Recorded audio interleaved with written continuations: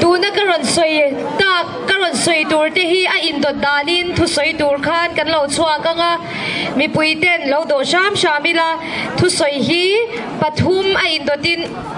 karon ko chua ka nga a in dot danin karon kaldon nia amma saberin aizol welfare ayo in panhina lungle welfare ayo in a in dotin karon chua ko nia hi siler thakima khori kho welfare aizol chairman kania chuan hei kan chairman te kan host te kan MLA zong tak pu zezea te kan hun ser mang tu reverend vanal zonate tin zakapa awardee first awardee Dr. Lalrin Omiral te tin zakapa fanai lal huai sen chan chin zoram khovelin an hriat theina chan pu HC than chung nunga abik takin voine hen zana chibai kan buka he hokhom le zakapa lim hon program a hlotlin na thei a hlotlin theina tura thokrim zong zong te khosi khotlang mi pui te khosi khot chuak mun sang sanga tanga ron ho khom zong zong te voini a hian aizol welfare chuan chibai kan buk chewani ole voini a hian khosi khot chan chin zia na buwa re to ngai lo tur zaka palim hon na le khosi khot chuak horun pui program limom tak mai kan man theina tur atana agenda anei tu masabir chu aizol welfare teni ti kha kan ngai thatoa kanin ti thei em a he program a hlotlin na tura rot na siam tu kan ni kha atira chon kanin ti theia huna kala in ruam manna in bua saina kal chho zela he hun hlotling tur hian a hau tak zia te sum le pai tha le zung a hau tak zia te kan hriatin lom em te kha kanin thasung le em ta amai ro chu voini a hian a hlotlin na mi pui tho ho na khotlang mi pui tho ho na a tha a kanin thasung lutuka aizol lama hian ho khom hi itimayang u kan han ti dewa ani thei chi abok si lawa hotel changkang tak taka regency hotel ate hotel floria te pinu kimite unga kete hote kan khen ti ranga kan te kan hil ruin ma se chokaran eyanga tissue paper te ron chopanga chong memon tianga an eitil palanga an pumana ang ti kan lawa aizola chon ti chi le lo top mai khua ti nge yangai ni hi kan tia e khua ti turin ro manna hi kan siam le ta ni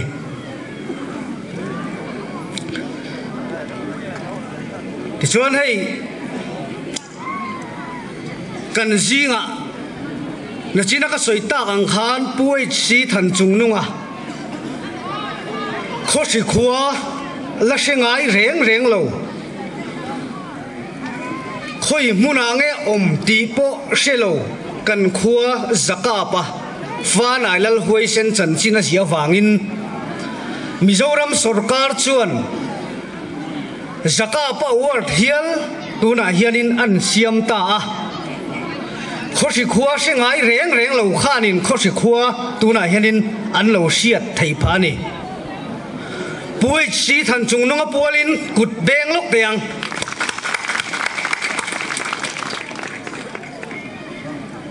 ti chuanin zakapa first awardee Dr. Lalrin Omiral te kan zinga alo tel thei te hi avan lom om le zualem ti te kha i kan soi ma saber duwa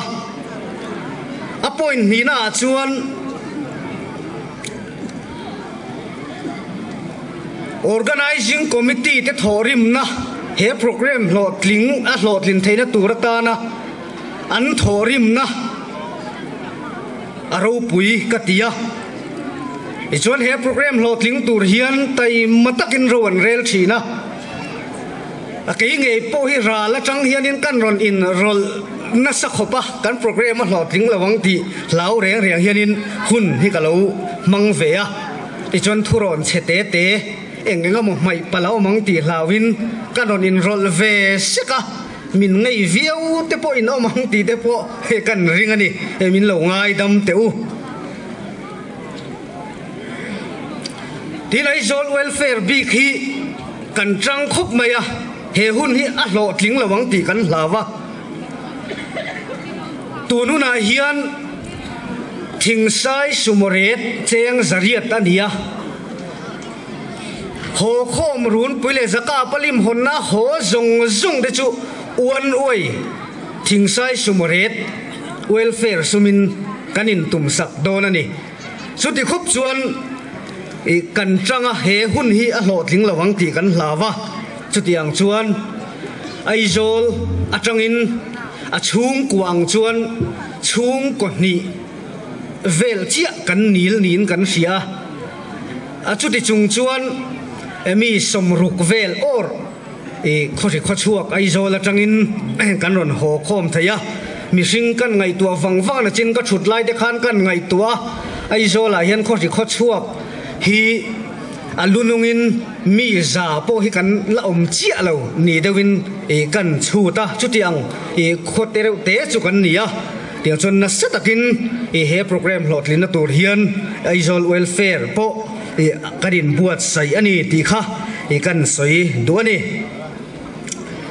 tina tot le a chuan welfare kan din chan hi soi kan dua khosi khochuak welfare kan din chana hi ham that na tur pakhat ma om lova lo om bok lova chu wang chon khosi kho welfare kan din chan ber chu khosi khotlang ta na ni ti kha min lo riat sak kan dua e khodang welfare po ni tho e karinga chu ta kan soidu poimo em mai chu atop lam ka hnai der ka soi rei don lo khosi kho chuak te hianin kan kho welfare hi kan ngai sak turani ti hi voina mun sang sang atanga local khom te bula ka soi du chen kha chu ma ni chung te dam lo an oma kan ngai sak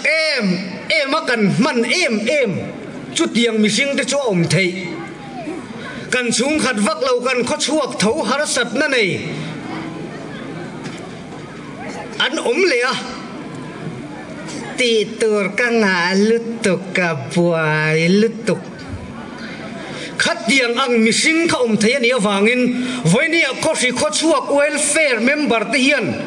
kan kho welfare hi kan om na mun chewa hian kan ngai poimo turani ti hi ka soi du ani eng wangin nge welfare din ti hi i kan ngai tu angaya chu wa chon kan khotlang tan ka om huna engangin nge ka pen engangin nge ke ka pen dam lo har sat na mangan na tok ngai sak na konga khosi welfare a om ve reng chung hian eng angin nge khosi khota tlang tan ka luan chua eng angin nge ke ka pen ti hi mun sang sang om te abikin voina hianin chu chu kan cha du chewani mani om na mun chewa kan khotlang tan kan khotan kan khwa ti ming chetu ni lovin ti ming thatu kan khwa dam lo mangang le har sa ti ta na thei top chua ke pen turin kanin cha non duwa ichuanin ai welfare sang sang khotlang atang pon min ngai sakalom thu ato pera kan soi du chu dam lo har sa mang ang te dam doin muna te an ron kal thin ta chon kan na yang tok welfare mingin kan na in ngai sak na kan lo ti lang thin chung tura ta na chuan welfare te kan har sa ang ti hlavin khotlang mi puiten tho lom ten tho thina chu tiang ang chuan tho lom te mi tran puina min ron pe thin kan har sa ang tin hlawa khotlang mi pui kan zawai kan tran rual na voinia hena to bera lom thu kan soinon du ani e kalome ตัวนี้ไอ้วันนั้นเฮียนใจตัวรักกูกันนี่ละวะปัทยันทุสายตัวรักกูปอกันนี่รันละวะลุงเลยเวลแฟร์ไอโออินคอร์ริเวลแฟร์ลุงเลยไอโอทุสายตัวรักกูกันนี่วันนี้เฮียนกันลุงเลยเวลแฟร์ไอโอคอร์ริเวลแฟร์ลุงเลยไอโอกันห้องตู้เต้นทุสายตัวรามินันรวดทินจุงกลมเละแต่ชนวันนี้เฮียนไอ้กันขวดเลียนเตะผู้เสียกันเบียลตัวMLAเตะเป็นจักรพรรดิห้องตู้ดร.ลลิรินอมิราลเตะและกันใจเทียมผู้บีเกเตะผู้วันลังไซโลเตะเฮลายาหุ่นบินันมันปุยกันเวงคอริโปรแกรมกันโปรแกรมมินติลุงอินมินติเราปุยเล่นกันเรียนจุงลอมทูกันสวยมาสาอามีมัลเตเตอินสวยโดดิลันจันจินสวยตุตัมตักกันในโอเมตัวกินาให้กันดร.ปีรีนิปกันหันินมัวจงจากใครจุงอินกันหันินกอมจกสักมองพอหงลวินกันอารมณ์บอลปุยติมายังอาเทียนป้าอัปสัลเตปอกข้าปุโมยข้าบอลบิลเลียมสันตาอันนี้เตะกันเราเมียเรียดชินเตะกันเรานี่อะไรไม่ยตุกินาเตะกันนั้นสวยชั่วกะเตียงคานกันหันตีจกสักแต่จนวันนี้เห็นเฮลายกันมีปุยหมอตักเต้นหุ่นบินหันมันปุยกะล้อมเล่เดติข้านจัวล้อมถูเตปอกันสวยมาสาแต่ชวนไรตักก็สวยโดนลบต้อยเทียงเบรินสวยเตปอกันตุมังเกมานี่ลำจันจินกันสวยมาสางเกฮีมินเชฟุรังมินเชลโปขัตมตักินอมังนัจินาข้านกับมิงคาริงเดวินันสวยตัวกันสวยเละเกฮีเรเวรนอาร์วันลเองกันนี่ติชวนขอให้ขวาจักกูงฟ้าป่าข้ากันเนี่ยสมเรียนเล็บสรีจันวารีนี่สมนี่เล็บปารุกะขอให้จังเฮียนนาทีอิเล็กทริกเวงกันฉุกชาอิเล็กทริกเวงฐานมวลจุงขวานอินกันเนี่ยกันเปลี่ยนทักที่รัฐจังกันอมนาขันกันละอมตะเร่งนี่ที่ขันคุลายกันอมมารอจุกเฮีกันหนาอวางินมุนสังสังเตกันกะละกันอมกัวละขวาปอฮิกังโตวิวมาyaมุนสังสังกันกะละมาเสกันเวงฮิทินลุงอาทิตย์เทลวะอุปายินมุมังเป็นเทโลอันที่ฮิตักเฮโลนี่กันตักซาเตจุเปมาเสละกันมุมังฮิจุเปมโลวะนี่มุมังกันมันเปียงเห็นกันเวงข้ากันมังชัวข้าขอทีข้ากันลุงโดเตลุงชุมเตโคเชเวลข้างไล่จงข้ามุมังกันมันทินแหละกันมุทินเตนี่จู่จวนกันรู้เลยกันถ้าเราตั้มตะขี้เฮลายเฮียนกันเวงหุ่นมาเฮียนมินโลละตาอินมินโลละรวยเกียร์เลยโฟนี่ตีฮีหลังอินกันเสียไว้เนี่ยเฮียนช่วงแต่จุกเกมานี่ลำจันจินเตปกันสวยนี่เสละกันอมโลเฮียรีตะเวียวไม่กุมสมทุ่มเลยปริยัดเจ็ดไม่ตีเฮียนกันนั่นอมโลตาขดล้างมาสดนะกันรำสวยตัวเตะสการมาหลักมาเตะเละขดล้างมีปุ๋ยเตะจันรวงเตะปอนี่ยังอินเละเราทัวเตะขดล้างมันมาทัวเตะมาสอนนะทารุอมตักเตะวินีกันนั่นมัวกันหันมากันนั่นชกชวกเตะฮีลอมอมอินกันเสียข้างเตะขากันสวยมาสะดุแต่จวนฮอรุนปุ๋ยฮีสกาปลิมหนเละฮอรุนปุ๋ยฮีหุ่นเละนี่ทัวเตะเองติดนี่ไงหุ่นเละนี่เฮียนฉางตินาจีน่ะ organizing committee ลำเต้นอันสวยตัวอังคารไอโซลลำรบหน้าวางินแห่งที่รอนชัวก็กันนั่นสวยลุงเลยลำเตปมินันโรนะเกี่ยลุงเลยคอร์สิเวลแฟร์ลุงเลยเฮียนsenior advisor กันช่วยตัวเต้นมินดากันเดี๋ยวติดจังอินกันหันอมแหวงงั่ะเตียงชวน OB เขาเต้นกันนั่นสวยลุงเลยลำกันง่ายจางเซวมินเตียกันเขาตัวเต้นอุปเบรนี่ข้าถูปจัดรออันเดียถูปจะอาหารครบไม่ขดล้างมีปุ๋ยเตียงโปรแกรมตั้มตะกันในโดนเฮียนหุ่นแหล่นี่หุ่นปจัดตัวนี่ฮิอาเสอมกตินาวปังเอ็กซัมจอลไลเตออปชั่นบินรอนเปอตูนหุ่นแนนเฮียนกันนันทีระกันเวลเฟลเทรเซอร์มวนอมิเนน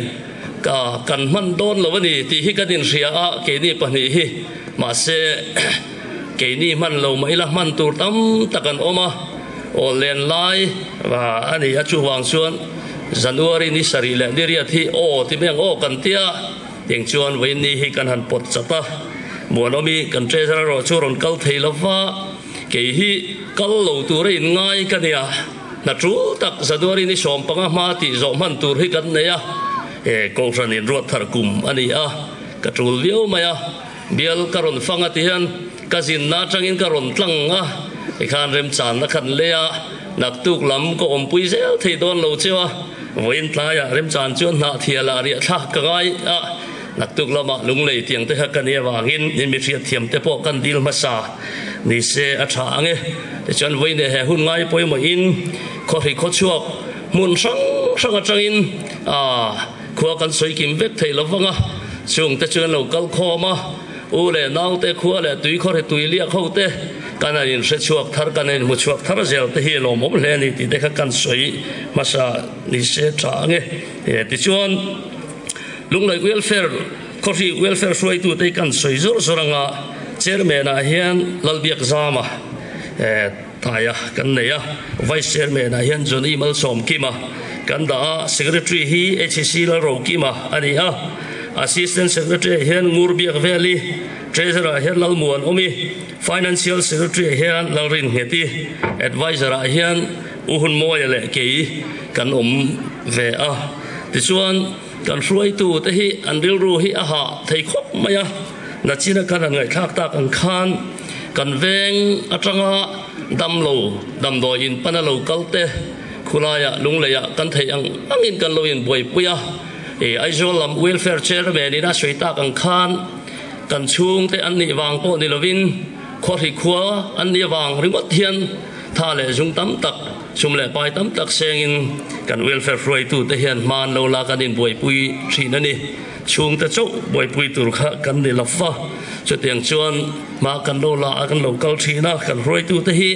an thok ri man thok ha em maya ke hi ko rang ranga ka kal le ta ka wang hin khodanga ka chua le ta ka wangin ka pui bom hlei thei lawa lung lei welfare roi tu te ma ma te ta ya te jodi te muan omi te ho khulai hun ngak an ha le thi da an ni tho rim na wang hian mol pho lovin voin hi kan thenga thang te kha voine hen kan sui ritel du kan roi tu fel tak tak den chunga lom thu kan sui mola te chuan helaya bran chuai me changin kumtinin sum welfare tan kan dong thina chung te po chu voine hen kan lom em ani ti kha kan sui du ni tun kumral ta khan kan don zat che ka helawa amasa khan cheng sang sari borwell kan donga aizol nen minin sem thina in tholom tho kom kha kan oi me roi tu ten min ron sem thina ten khan khulaya chung te chu kan venga changa dam lo ron kal boi pui ngai te boi pui nan te kan lo manga kan te kha ni a helaya nangma ni tho rim le tho chu sa in khulaya te kan an tiatin khulaya po a tho khom kha kan nei tho mai kan in khon khom ve kan tho khom ve a pha kan tok tokin chu ten te chuan kan lo in boi pui ve thina ni khotlang mi pui voini anu le pa local khom ten kan ria ta na kan du chu chairman ka aizol chairman ne suita kan khan welfare hi min lo ngai poi mo fo ula min lo trong trai pui fo teu ti te kha kan sei du a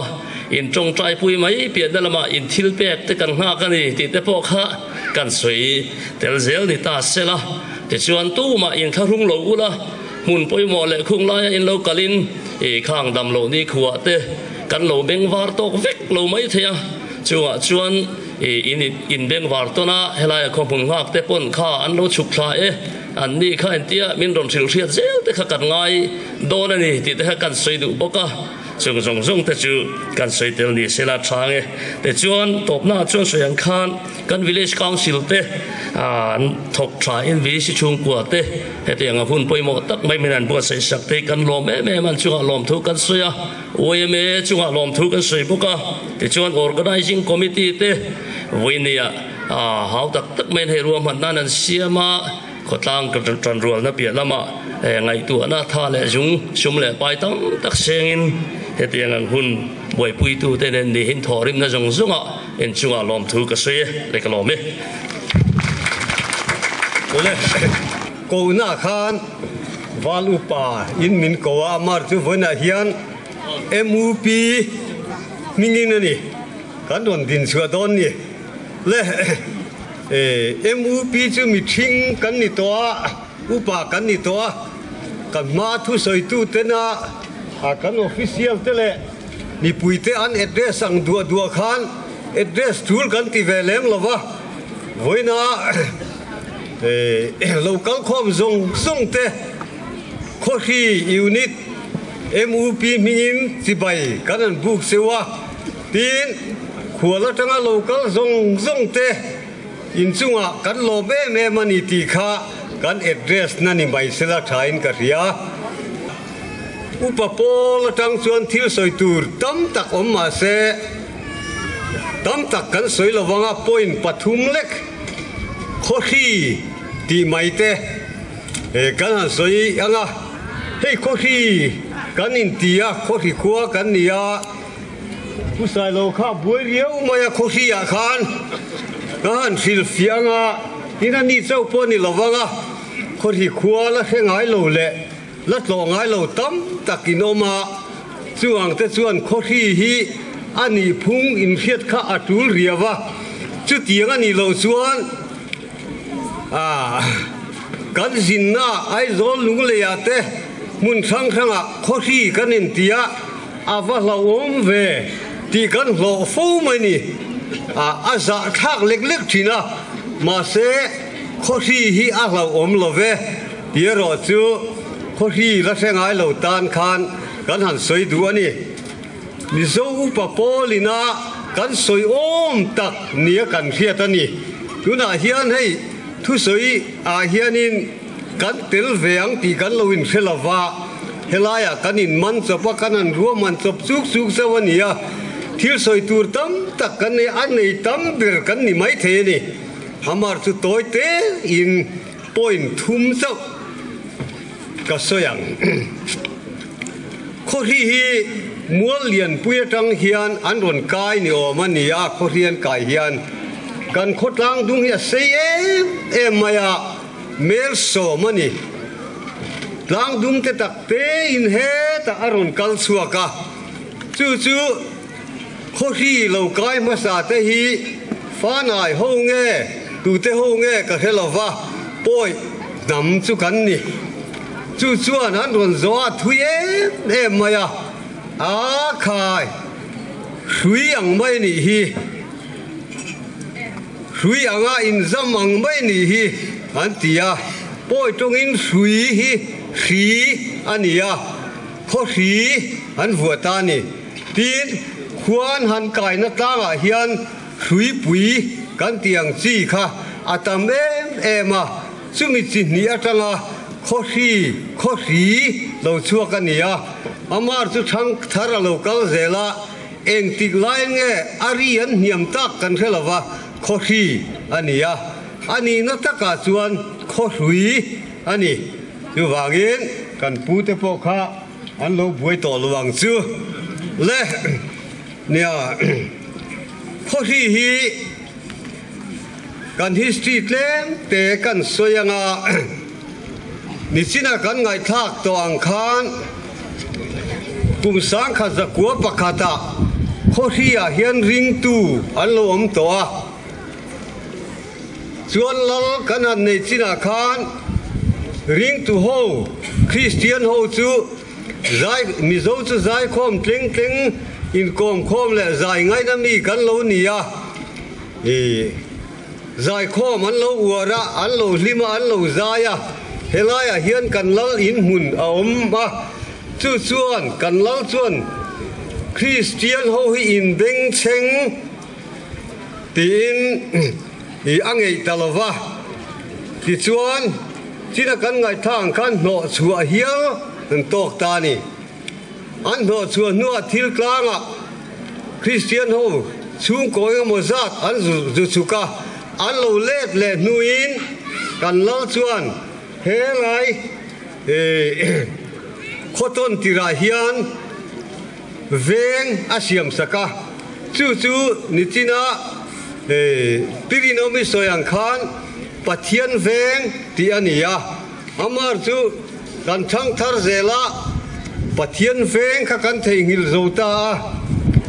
veng lui te kan tia changin tu ne han chuan kan lam dan tlang pui chuan veng chak kan tia tuna sina chuan signboard te kan taranga women an theilo point mi zo upa polin kan tarang pathian ve kan ti do don nia le chumi ani wang chuan ka tiang ka soi riu tiu ni mai po ani point min lo ngai thiamula pathian thu khohin kan du lo awangin pathian kan ngai thei lo awangin kan tiang khohi hi kum rei tak chu kan betani mi thiam po kan om velo kan vela kan vel khua MA BA MA degree sang pui nei MLA te doctor te an chua line khoria chuan chu tiang kan om ngai reng lo khotla ya pui chi than chung nu BA pass ve no la chu kan BA ma saberani tiang chuan kan ho tu te kan ko khan khuai tu te an ron har chuak ta a khotla ya somriat le ti nu da ya kan khai Nehemian keile kapa chung te kan lo sual ta atiang khan ti te u ko khan te lung ruwa takin i tang khom teang u ko khan pathum kan oma rina ko khan UPC Baptist pathian ne na thu phai cho yang u tin kan ko khan thuai tu ten rot nan ron siama thu pha choi na kan nei ta a pathian ne na thu pha kan soya kan pi pu te kan nu le pa te ke ma ni te kan sual na min ngai dama min thei ngil sak turin pathian ne na thanem ngai takin ani sanin tong trai ho na kan nei ni kha van nei na em pakhat kan nei ya kan soi duat anga lo ngai tha sam ro u ho hi na mi khua nei ang nei lo ang anei engmo zat kan nei ya i kan chuang ve viu ani ama chu chuan tham viu chu ani lo mai the thela ya hian tuna pathian veng kan tia kan huata huwa ya hian mau kan nei ya chu kan mau chu tu kina khan sat ta la thel phok la lai la ma chuan ain her pum je ka mau her kan tiani mi khua ong ve ngai lo tin helai kan ko chuan nuaya hian mau nil kan nei le a pui chang el khen po sat la nanga i mang zar thayang arbom nanga te thiam nanga a tha em ani chung mi khua ala om ve ngai lo tin he ta hian khursia kan tia man lai a chuan ke ni ho nau pan lai po ani veang chu khursia chuan mei khu a chuak ngut thina mei khu a lo chua lai om thina tin avela mau reng hi zana vuanila mau tina thok chuak thei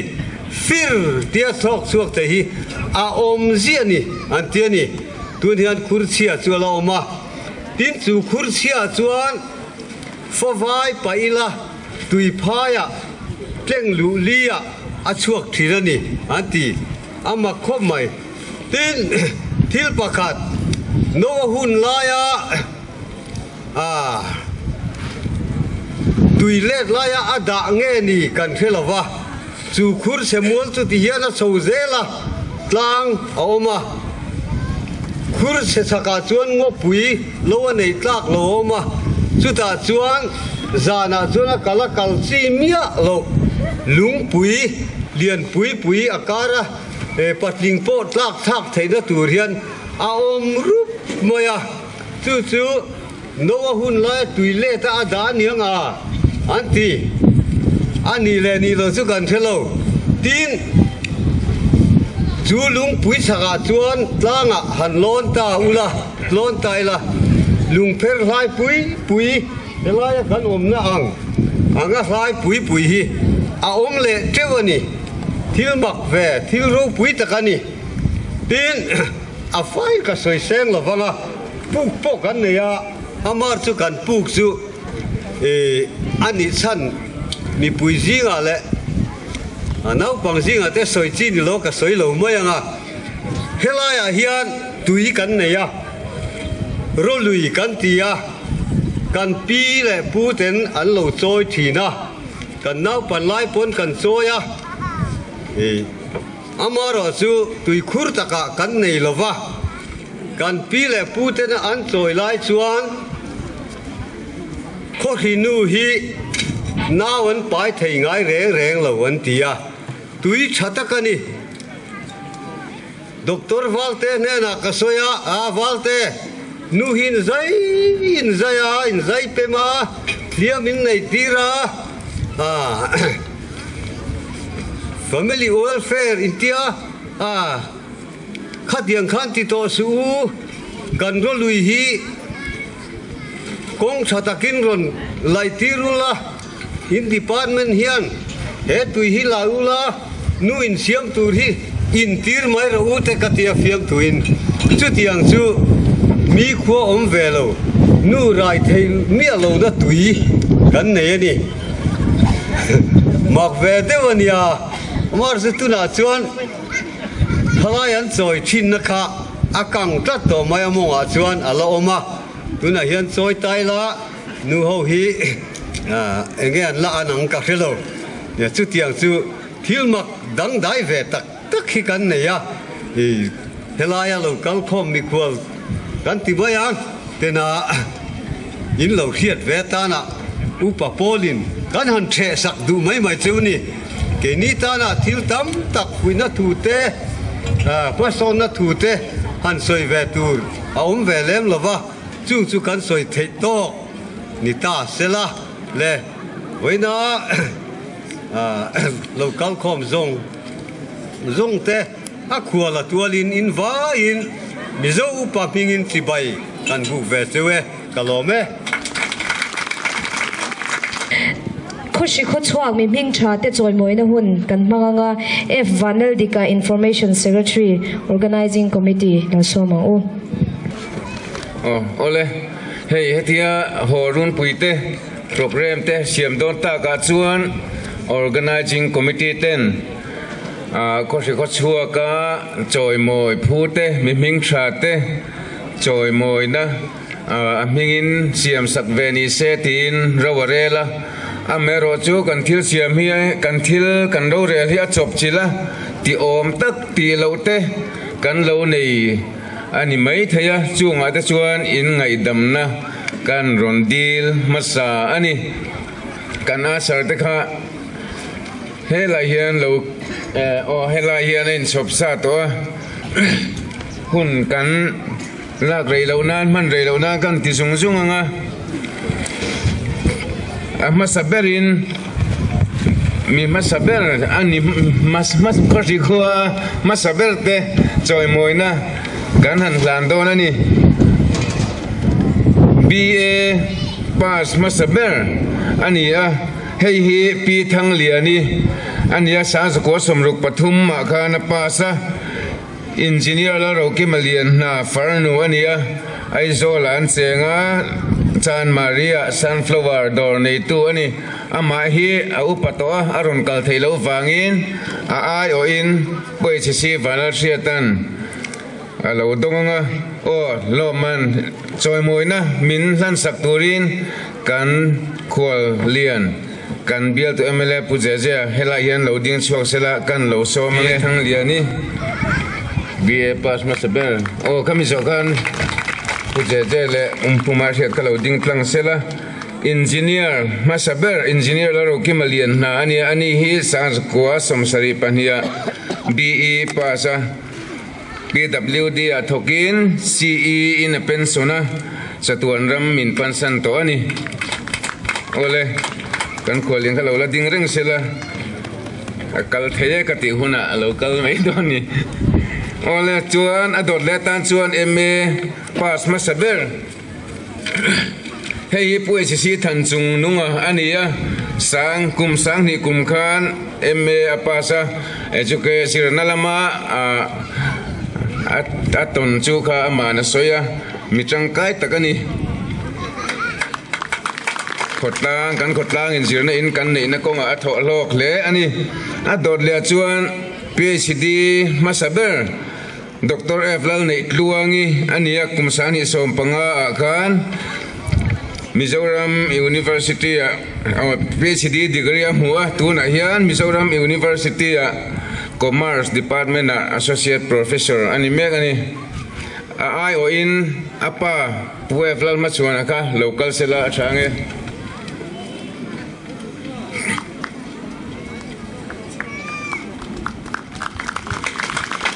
ole adot le chuan pastor masaber hei Reverend R Vanal enga ani kumsang hi panga khan pastor tanem hi ania UPC Northeast India Caution pastor ni in tuna hian troi puibial avong megani ama local sela athange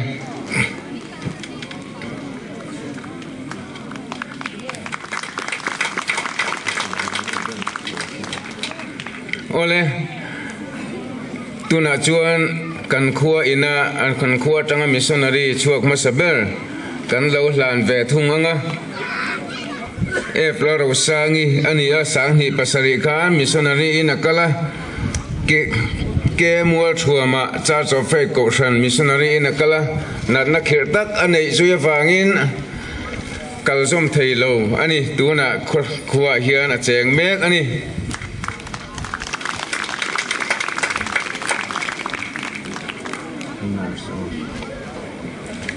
ole tuna chuan kan khua atanga nurse zir chuak masaber pilal thanzuali nursing school officer kona sanghi som pathuma nurse zir chuaka tuna hian not vanai phai PCC athok megani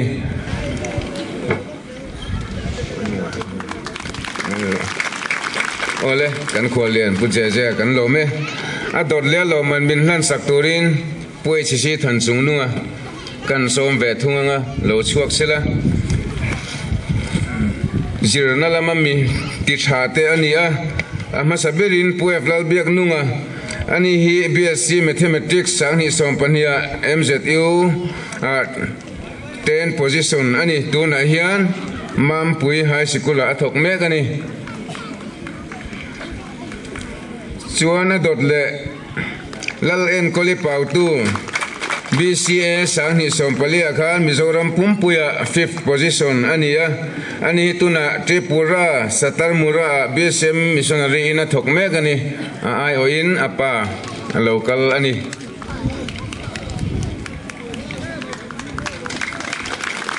Eric Larwasang ani hi 6th position in MNC ANM sanghi sompakua ani adot le HC la rokima ani hi rosiam kima zo kani hi HC rosiam kima 9 position in BSW ani asang hi som pasaria kan chuan hemi dota hian HC la rokima toppers in BSc mathematics sang hi som pani ania chuan 7 position in MSc mathematics tho sang hi som palia kan ani bok ani hi tuna hian Baptist Higher Secondary School Serkona athok mek ani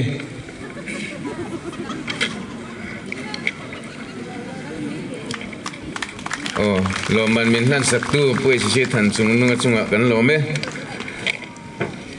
chuan mi lo tlingte lo man pani al omalap lapek tur choi moina tuna kan lo hlananga kan lo hlan do nanga Dr. Laurin Omiral te kha lo man min hlan sakturin loading chuak ve thung sila thange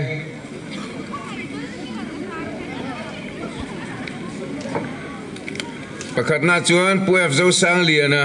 ani hi kalathe daily newspaper editor ani na thel penia la chenga the editor mai ni lovin accredited journalist ani a hlot ling chanchin bu lama journalist a mi hlot ling ani lo la ding la puke la ro dinga ani hi proprietor GL Mizo Foods GL Enterprise ani nei tupa ani a Surajo Mizoram Pumma Surajo la tak kami siap silok tupa ka ani ole lomanin minhan saktu pinin omichung kan lome khati jong kha kan hun ron man thei ani e oh hey Vainia DRDM department kan ho tu te helaya hun man na ron tel thelo mom viam ka sia tunai kan khotlang hi abikin tar phole khohri le chong tui hi kan vaning ka sia water set lam na hi thil sang sang kan khotlang na kinzel pokat sen fa kum tur thil hi sarkar tang thil ti tam to emema hetianga helai khotlang ina water set kan chang te po hi lo mom ka tia voini hian water set yatra campaign hi voin ni sari thaka chang ni le som ni panga hian lom takin ka honge an le khalo sem kha soi ho na kan nei ngai do na soi rol na no soi zel mai do ni o al samjok nan tui na le ram ngo cherewa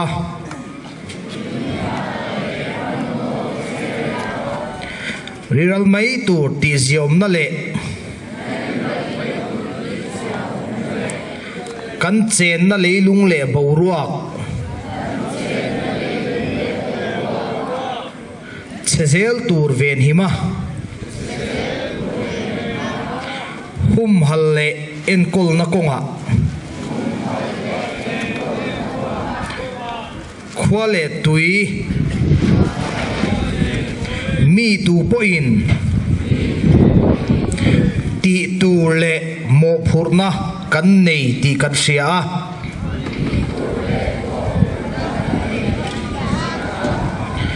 kan chen na ram le khovel nuam zok siam turin ka theina pianga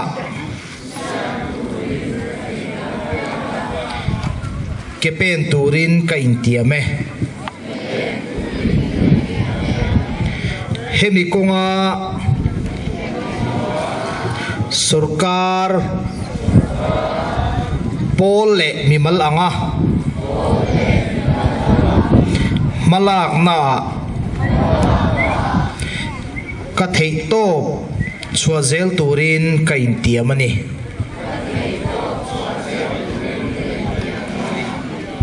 alo me lo trung u tuna chuan zai kan ngai thla anga zai thiam bk a zai turin lo so mang u thurei deu hlek to mut te lo chuak mai theya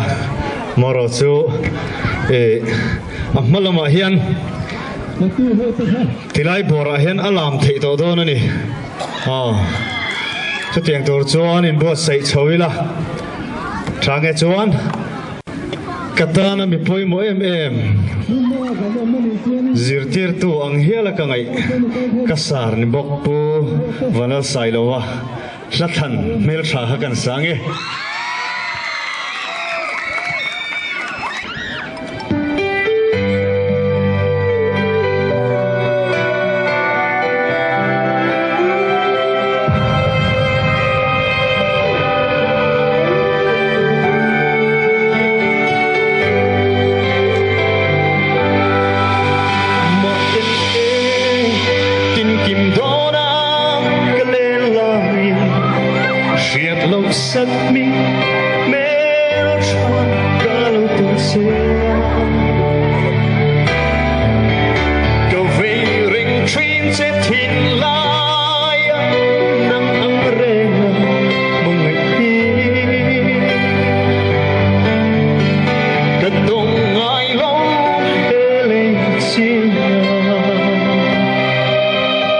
Zoom sama dar tu yang min keluar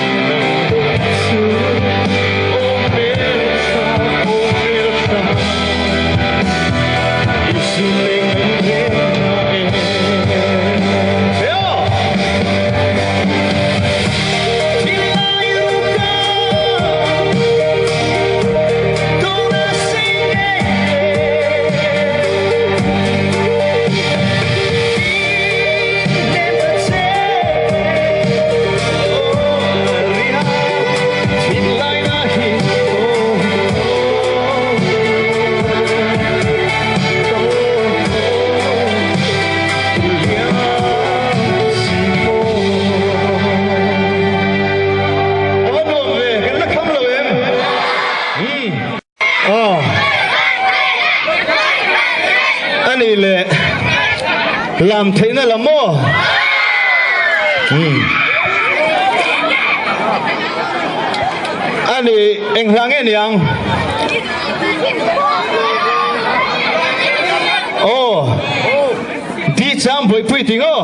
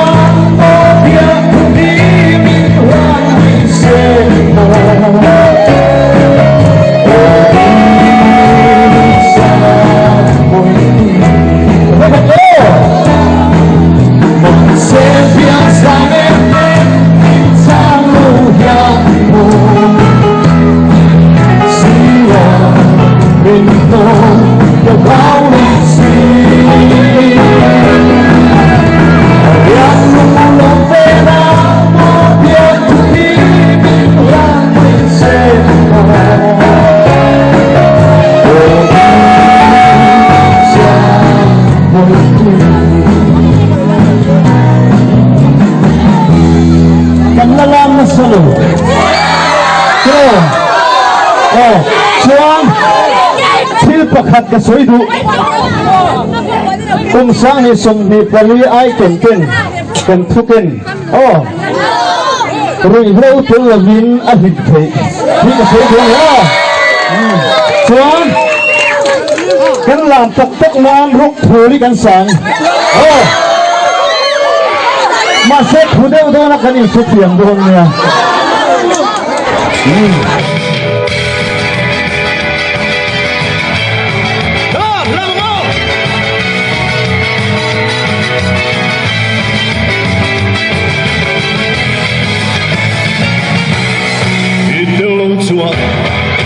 你睇路，村裏面水在有哦，面在無啦，愛將你嘛，啲裝都愛上，我見到。